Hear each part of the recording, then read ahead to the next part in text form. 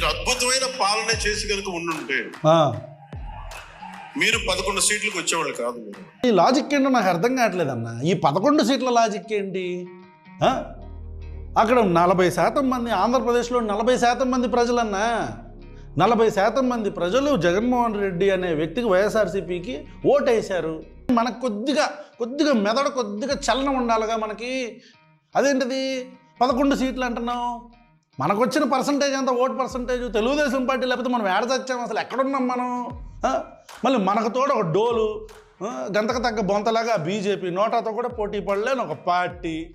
Telugu Desam party లేకపోతే మనకు ఆంధ్రప్రదేశ్ రాష్ట్రంలో అస్తిత్వమే లేదా? మనం ఒక్కొక్కటి 11 సీట్ల గురించి మాట్లాడటం. వాళ్ళకన్నా 11 సీట్లు వచ్చినాయి, మనకెన్నో వచ్చినాయి? ఓడపడిచినప్పుడు మనం ఒక్కలమే పోటీ చేసినప్పుడు ఎందుకు ఇది ఈ కంపారిజన్ ఎందుకు అంటున్నాను నేను? అయినా సరే ఇదంతా సరదాగా మాట్లాడుతున్నానన్నా, నీలో ఉన్న రౌడీని మాత్రం అలాగే నిద్రపోనివ్వు. ఇది రెలవెంట్ కాబట్టి చెప్తున్నా. ఎందుకన్నా అసలు ఈ వినేవాళ్ళు కూలీలు అయితే చెప్పేవాడు పవన్ కళ్యాణ్ అన్నట్టు ఉందన్నా నువ్వు చెప్పేది, జెండా కూలీలు అంటే. మళ్ళీ మన మాట ఇది రెలవెంట్ ఎందుకు అయిద్దన్నా? ఇప్పుడు మనం వెళ్ళింది ఏ పని మీద? జలజీవన్ మిషన్